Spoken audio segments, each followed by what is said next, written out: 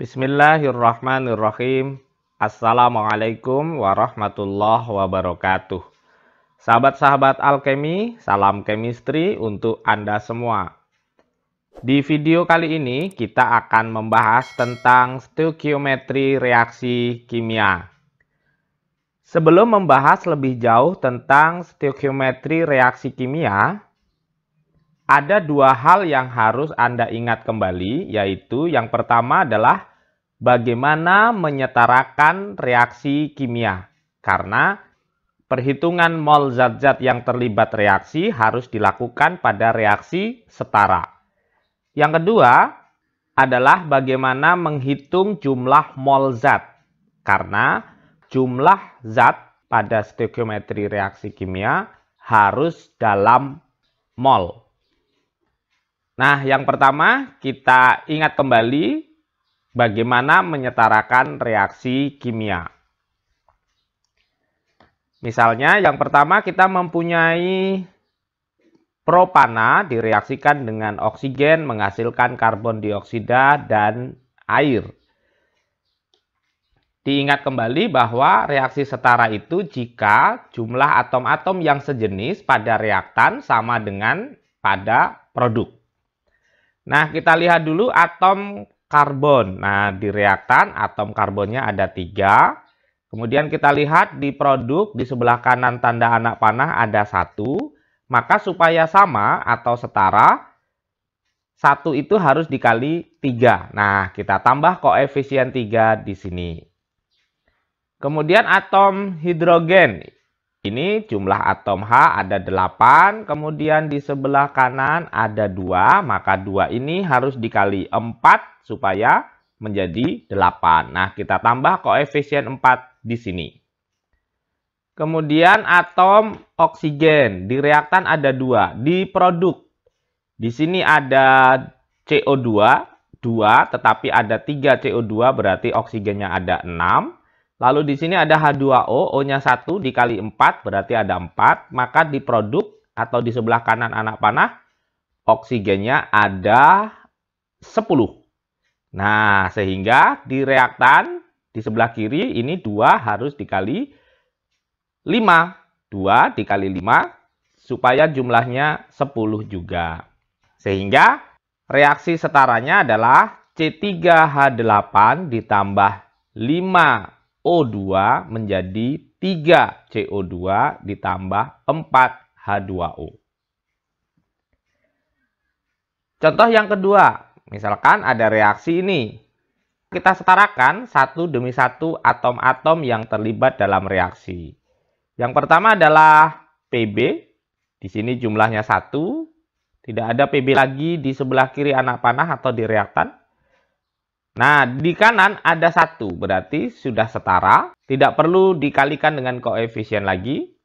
Kemudian ini N, jumlah N-nya ada 2. Ini jumlah N-nya ada 2. Kemudian di kanan ada 1, berarti di sini harus ditambah dengan koefisien 2. Sehingga menjadi 2 KNO3. Lalu atom K ini 1, kemudian di kanan ini sudah ditambah koefisien berarti K-nya 2, maka yang di kiri ini harus dikali 2. Lalu I ini 2, di kanan 2, berarti sudah setara.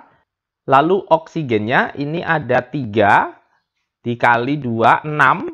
Di sini ada 3, dikali 2, maka 6.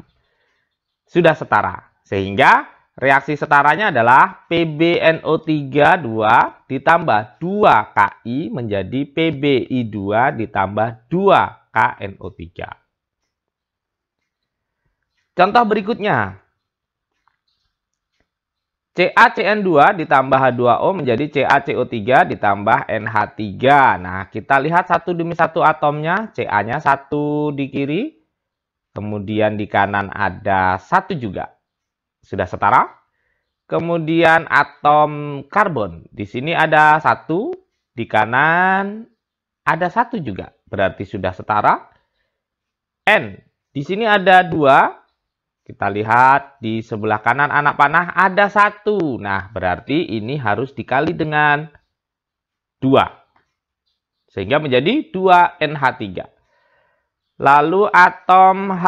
Ini ada 2 atom H-nya. Kemudian di sebelah kanan ada 3 tapi dikali 2. Berarti ada 6. Sehingga di sini berarti harus dikali 3. Menjadi 3H2O.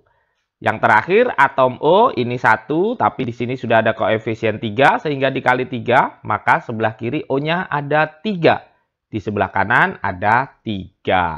Berarti sudah setara. Nah, reaksi setaranya menjadi CaCN2 ditambah 3H2O menjadi CaCO3 ditambah 2NH3. Nah, mudah ya. Yang kedua yang harus Anda ingat adalah perhitungan mol. Nah, bagaimana menentukan jumlah mol suatu zat?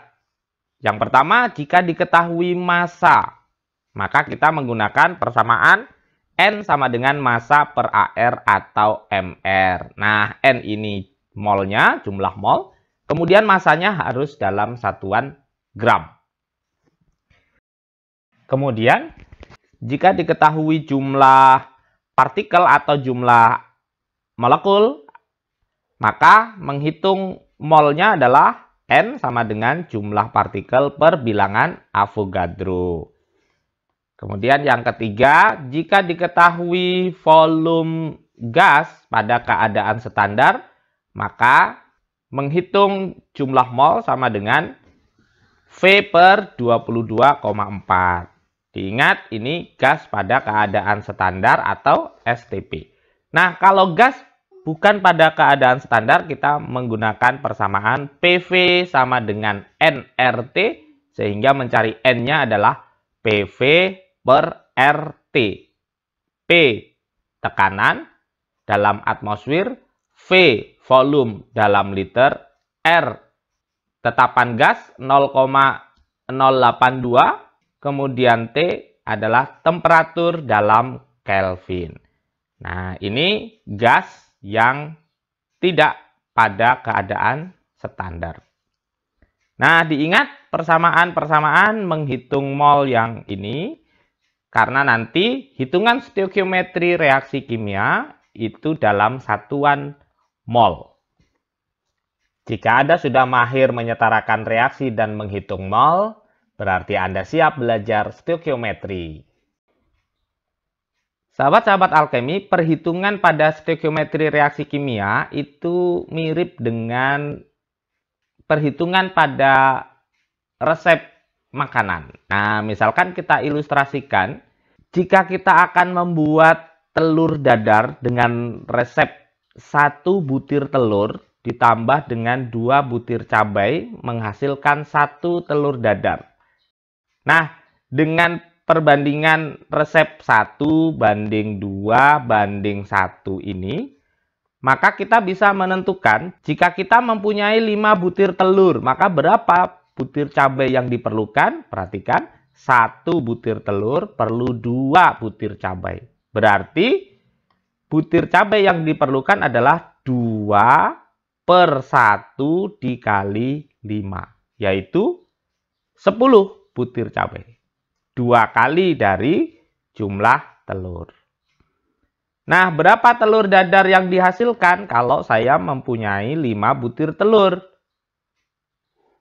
Perhatikan, 1 butir telur menghasilkan 1 telur dadar. Maka, telur dadar yang dihasilkan kalau ada 5 butir telur adalah 1 per 1 dikali 5. Berarti 5 telur dadar.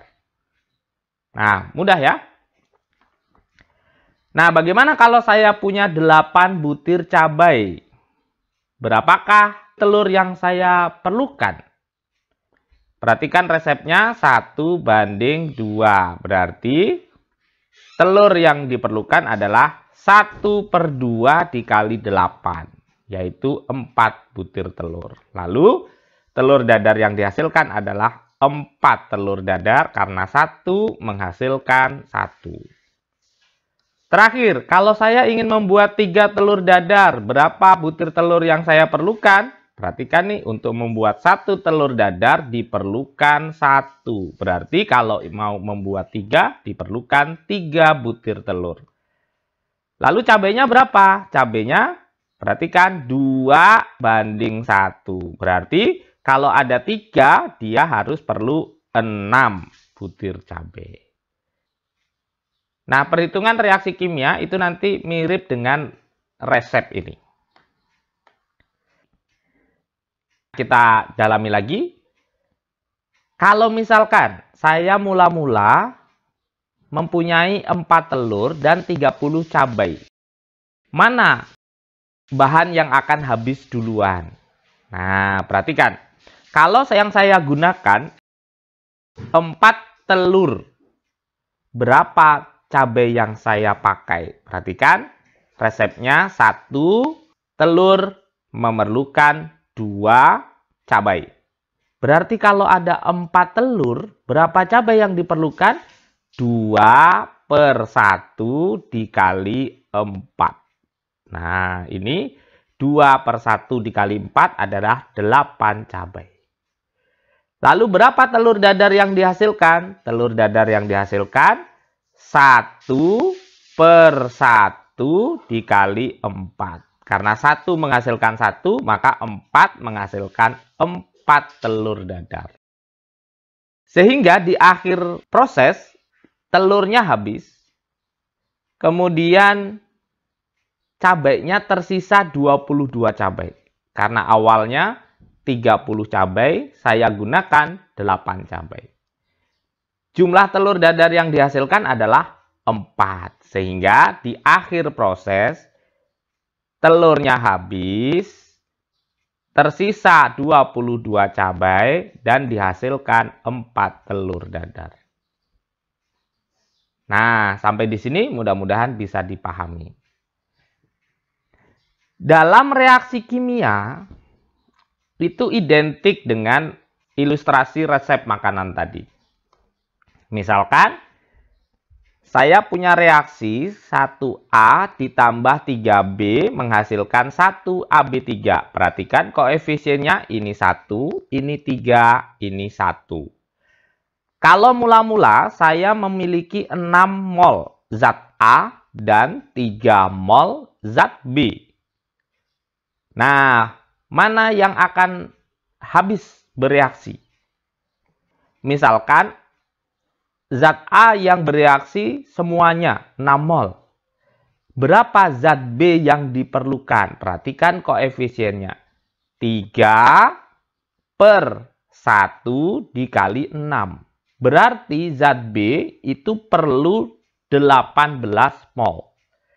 Nah, mungkin tidak ini terjadi? Tidak mungkin, karena mula-mula saya hanya mereaksikan 6 mol dengan 9 mol. Berarti zat B-nya hanya 9 mol. Sehingga ini tidak mungkin terjadi. Maka yang akan habis bereaksi adalah zat B 9 mol. Lalu zat A-nya berapa? Zat A-nya 1/3. Berarti kalau di sini ada 9B, maka A-nya adalah 1/3 dikali 9, yaitu 3 mol. AB3 yang terbentuk berapa? 1/1. Berarti kalau 3 mol zat A, AB3 yang dihasilkan juga 3 mol. Perhatikan sekali lagi, koefisiennya 1/1. Maka 3 mol menghasilkan 3 mol. Di akhir reaksi, setelah reaksi selesai, masih akan tersisa zat A 3 mol. Yaitu 6 dikurang 3, lalu ini habis, lalu ini AB3 terbentuk 3 mol. Kita tulis seperti ini. Nah, demikian.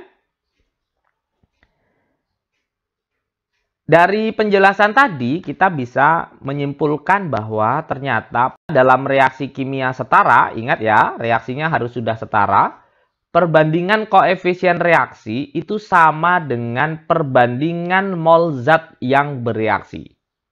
Sekali lagi, Perbandingan koefisien reaksi itu sama dengan perbandingan mol zat yang bereaksi. Kita dalami ya. Misalnya, ini saya punya reaksi setara begini. C3H8 ditambah 5O2 menjadi 3CO2 plus 4H2O. Koefisien reaksinya ini 1, ini 5, ini 3, ini 4. Kalau misalkan mula-mula saya mempunyai 4 mol C3H8. Saya reaksikan dengan 15 mol O2. Perhatikan. Jika C3H8 semuanya bereaksi 4 mol, berapakah O2 yang bereaksi? Nah, perhatikan koefisiennya. 1:5. Maka kalau C3H8 ada 4 mol, mol O2 yang diperlukan adalah 5/1 dikali 4. Atau 5 kali 4. Sama dengan 20 mol. Nah, kejadian ini mungkin tidak. Oh, ternyata jumlah O2 yang tersedia hanya 15 mol. Maka ini tidak mungkin terjadi. Tidak mungkin yang tersedia 15 mol, lalu yang bereaksi 20 mol.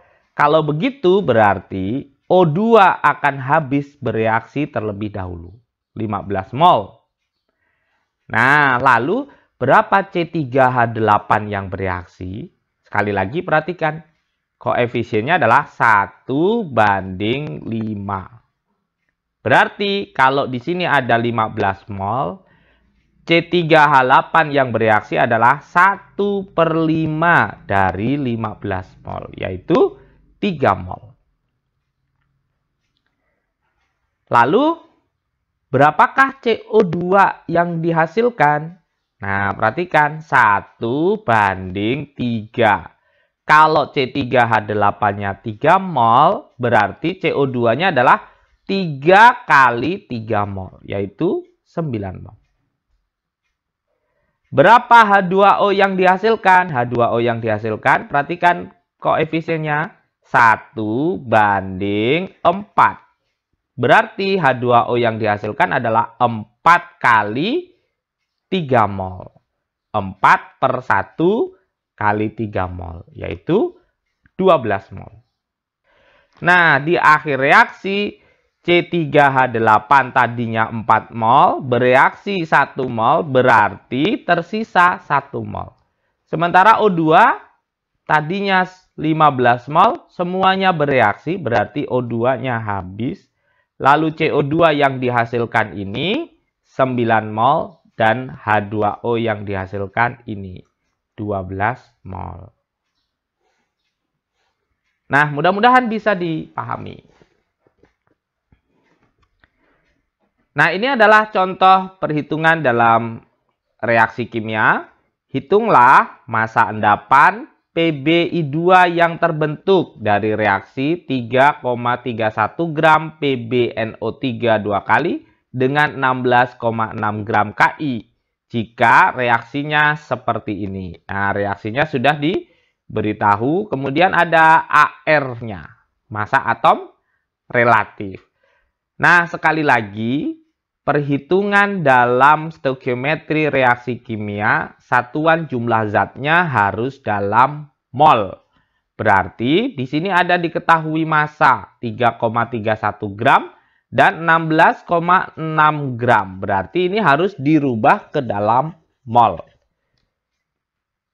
Untuk PbNO3 2 kali dulu, maka molnya adalah massa per mR. Masanya 3,31. Nah, mR-nya adalah PbNO3, berarti 207. Kemudian N-nya ini ada 2, berarti 14 kali 2 ditambah 28. Kemudian ini O-nya ada 6. 6 kali 16, 96. Berarti 207 ditambah 28 ditambah 96.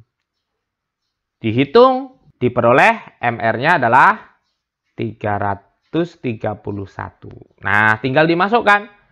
Masanya 3,31, MR-nya setelah dihitung diperoleh 331. Nah, ini 331 per 331 adalah 1, ada 2 angka di belakang koma, 0,01 mol. Kemudian yang KI, ini molnya adalah massa per MR juga. Masanya dalam gram. 16,6, lalu MRKI berarti ARK ditambah ARI.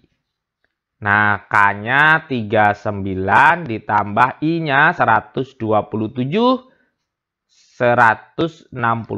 Nah, dimasukkan masanya 16,6 gram, lalu MR-nya setelah dihitung 166. Nah, ini 0,1 mol. Nah, ingat kalau jumlah zatnya belum dalam mol harus dicari jumlah molnya dulu. Lalu ditulis reaksinya dan disetarakan. Kemudian tadi PbNO3 dua kali 0,01 mol, lalu KI-nya 0,1 mol. Nah, berapa yang bereaksi? Perhatikan kalau PbNO3 dua kali itu semuanya bereaksi 0,01 mol di sini. Maka KI yang bereaksi adalah, perhatikan koefisiennya. KI yang bereaksi 2 kali PbNO3 yang bereaksi. Nah, berarti KI-nya 0,02 mol. Cukup enggak? Cukup, karena tadi 0,1 yang bereaksi 0,02. Lalu PbI2 yang dihasilkan berapa? Nih, 1 banding 1. Kalau ini 0,01 berarti di sini 0,01 juga. Lalu KNO3 yang dihasilkan berapa? 1 banding 2. Berarti KNO3 yang dihasilkan 2 kali 0,01. 0,02 mol.